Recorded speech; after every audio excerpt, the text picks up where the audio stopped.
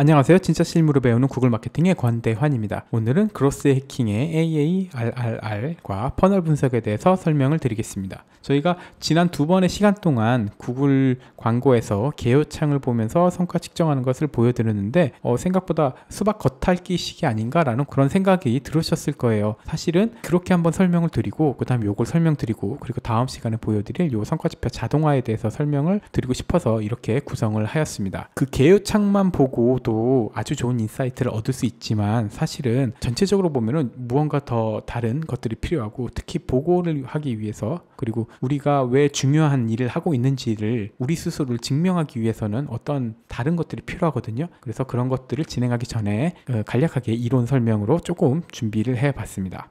사실 그로스 해킹이라는 것은 책의 제목입니다. 그리고 이 그로스 해킹에서 말하는 게 결국 AARRR입니다. 저는 아르르라고 있는데요. 편의상 이 수업에서는 계속 아르르라고 표현을 하겠습니다. 그로스 해킹이라는 건 결국 사용자의 행동 패턴을 데이터로 수집 및 분석하고 계속 실험하고 계속 개선을 시도해서 빠르게 성장하는 방법론 자체를 말합니다. 이런 그로스 해킹 전략을 수행하기 위한 기본 뼈대가 이 프레임워크가 이 아르르입니다. 그래서 어퀴지션, 액티비션, 리텐션, 레비뉴, 리퍼럴 이렇게 5가지로 나뉘고 있습니다. 이것도 너무 자세하게 설명하면은 저희가 마케팅 수업이 되어버리기 때문에 간략하게만 제가 준비를 해왔고요. 핵심만 뽑아서 설명을 드리겠습니다. 이 아르르는요, 사실은 그로스 해킹이란 책에서 언급이 되었기 때문에 많은 사람들이 많이 접했긴 했지만 사실은 그 전에 미국의 엑셀러레이터 500 스타트업 창업자이신 데이브 맥컬리어 이분께서 처음으로 선보이셨습니다. 그래서 2007년도에 나온 건데요. 이게 이제 여러 군데서 언급이 되다 보니까 오해하는 경우가 많이 생겼습니다. 가장 큰 오해를 부리는 건 요 형태입니다. 그래서 꼭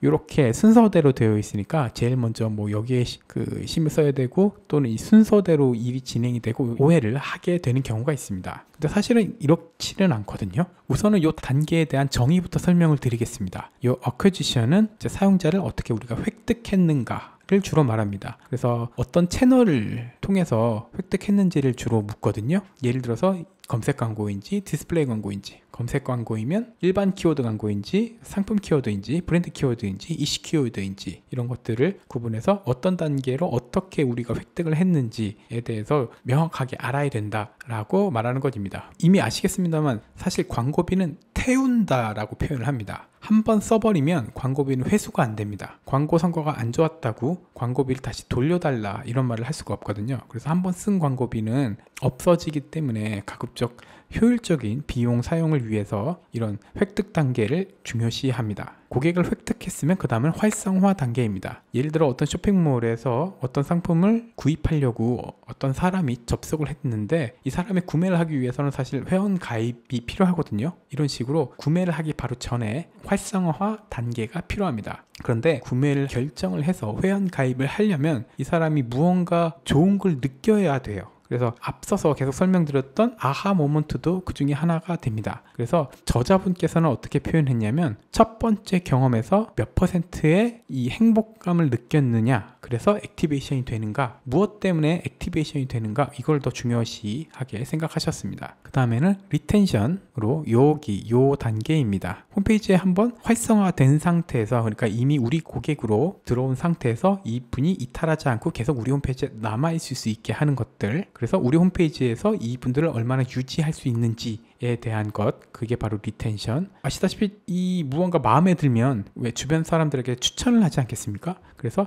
이런 추천이 얼마나 일어났는지 그런 것들을 보는 게 리퍼럴. 그 다음에 매출이 발생했을 때 이게 얼마나 매출이 발생했고 이게 경제적인지, 매출이 발생해도 광고비나 기타 비용을 더 많이 써서 손해가 난다면 사실 이 사업은 진행할 이유가 없겠죠. 그래서 얼마나 효율적으로 사업이 진행되는지 그런 것들을 보는 단계입니다. 자, 여기 요 그림이 바로 데이브 맥클레어 요 분께서 보여준 그림입니다. 실제로 이 블로그는 계속 운영 중이고요. 그 블로그에 올라가 있는 그림을 제가 가져왔습니다. 보기 쉽게 이렇게 정리해서 마치 어떤 단계가 있는 것처럼 보이는데 실제로 광고를 집행하거나 아니면 인하우스에서 이런 데이터를 접하게 되면 굉장히 혼잡스럽습니다. 그래서 저는 이걸 물처럼 표현을 많이 합니다. 물이 들어오는데요. 이런 저런 요런 많은 파이프에서 물이 들어와서 우리 홈페이지에 이제 철렁이면서 있습니다. 근데 이 물의 흐름이란 게 반드시 이 화살표 하나로 정의하기는 꽤 많이 힘들어요. 이 리퍼럴 추천이란 단계도 사실 어떤 한 분이 홈페이지에 들어왔다가 다시 나갔다가 다시 브랜드 검색으로 들어왔다가 계속 홈페이지에 유지하시다가 또 다시 나갔다가 어떤 친구가 나한테 이 홈페이지가 좋다고 다시 추천을 하는 거예요. 그래서 그 추천을 받고 다시 리퍼럴로 들어왔다가 매출이 발생하는, 이것처럼 굉장히 복잡한 형태로 막 섞여 있는 상태거든요. 그래서 각각의 수치나 지표를 만들기가 굉장히 어려워요.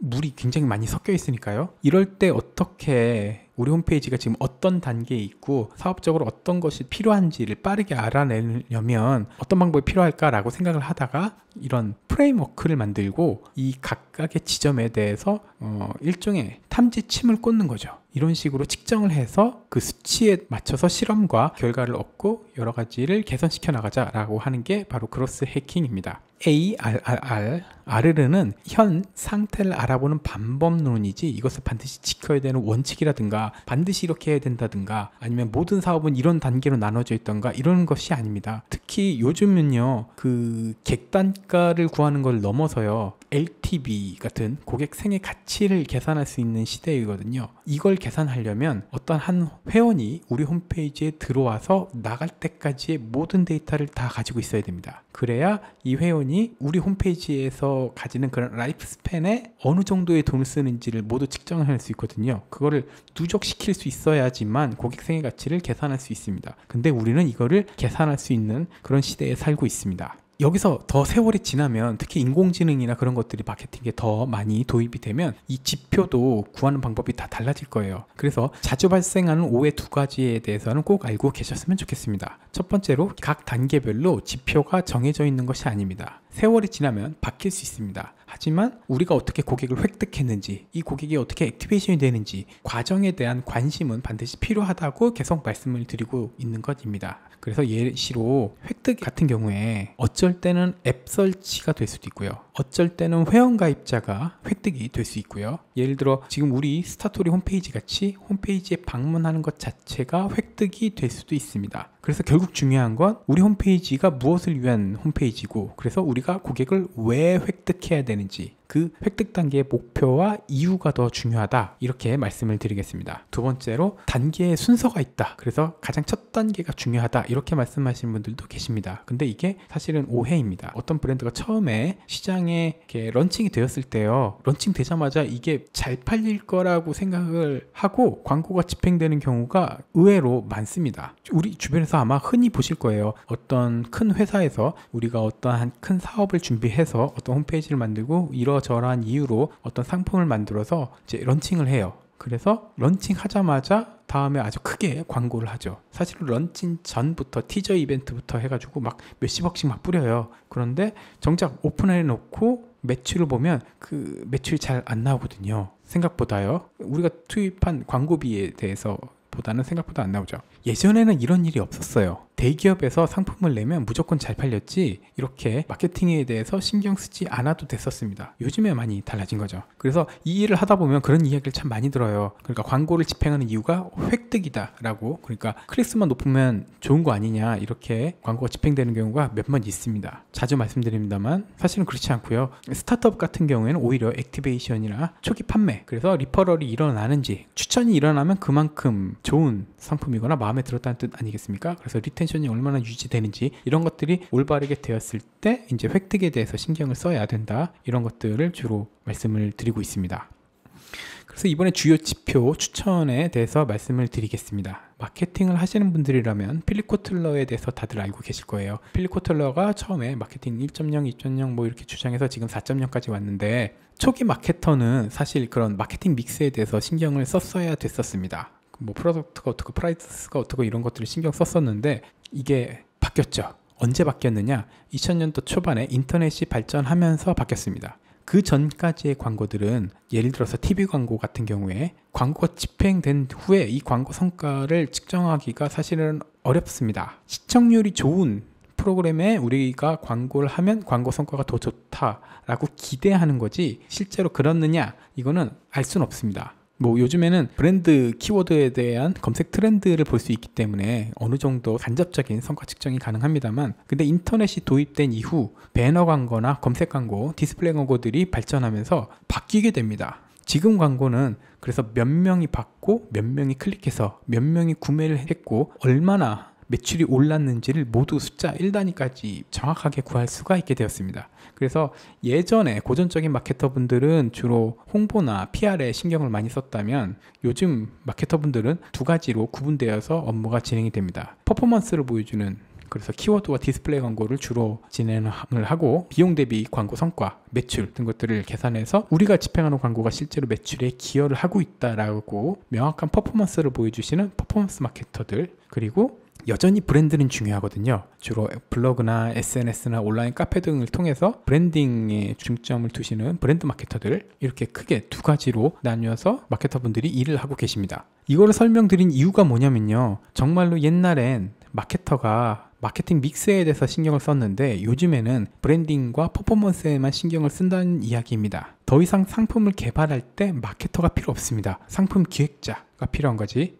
그럼 반대로 이런 질문을 할 수 있습니다. 마케터의 가치는 무엇으로 결정할까? 저는 그게 이 주요 지표, KPI 또는 성과 지표라고 생각을 합니다. 그래서 우리가 한 행동들이 실제로 숫자로 매출에 어떻게 기여를 했는가를 명확하게 보여줄 수 있어야 된다라고 생각을 합니다. 그래서 이런 주요 지표를 추천을 드리는 것입니다. 그래서 다음 시간에는 이 지표를 실제로 만들어 볼 건데요, 그걸 만들기 전에 이런 것들을 미리 설명을 좀 드리겠습니다. GA에서 모두 구할 수 있는 것만 제가 추천을 드리려고 이렇게 적어 왔고요, 이런 것들을 다음 시간에 한번 만들어 볼 예정입니다. 그래서 이런 아르르에 대해서 이런 5개의 단계가 있고 구분 지을 수 있고요. 각 단계별로 획득 단계에는 사용자 수나 신규 방문자 수, 소스 채널별 유입 등을 추천을 드리고요. 그리고 활성화 단계에는 이탈률이라든가 평균 페이지 뷰, 그리고 체류 시간, 회원 가입이나 이벤트 참여도 같은 것들을 추천을 드립니다. 리텐션, 사용자 유지에 대해서는 재방문자 수, 재사용률, 그리고 사용자 유지율 같은 것들을 설명을 드리고, 이런 것들은 모두 GA에서 바로 보실 수 있습니다. 그리고 매출은 비용 대비 매출, 그리고 전환율 같은 거, 그냥 매출이 얼마 올랐다가 아니라 우리가 광고비를 10,000원 썼는데 매출이 100만원 나왔다, 이런 식으로. 그래서 로아스가 굉장히 높고 이 광고는 계속 집행되어야 되고 사업이 성장하려면 이런 식으로 광고가 진행되어야 된다라고 주장할 수 있어야 되는 것, 그것이 이 매출입니다. 그리고 리퍼럴은 사실 명확하게 측정하기는 조금 어렵긴 하지만 SNS에서 어떻게 유입이 됐는지, 또는 소스 채널별 유입 등에서 우리가 광고를 집행하지 않는 소스나 채널 유입 등이 바로 추천 유입일 테니 그런 것들을 걸러서 보고하는 것들을 보여드리겠습니다.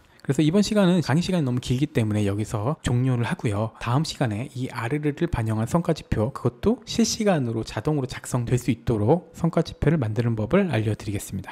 제가 생각하는 마케터가 그런 것입니다. 물론 마케터가 광고도 잘해야 되겠고 이런 숫자들도 잘 만져야 되겠고 데이터도 잘 관리해야 되겠고 성과지표도 잘 만들어야겠지만, 사실 가장 큰 능력은 이 성과지표를 보고 인사이트를 가지고 사업이 발전할 수 있는 방향을 제시할 수 있는 사람, 저는 그게 좋은 마케터라고 생각을 합니다. 수업 들어주셔서 감사합니다. 저는 다음 시간에 뵙겠습니다. 감사합니다.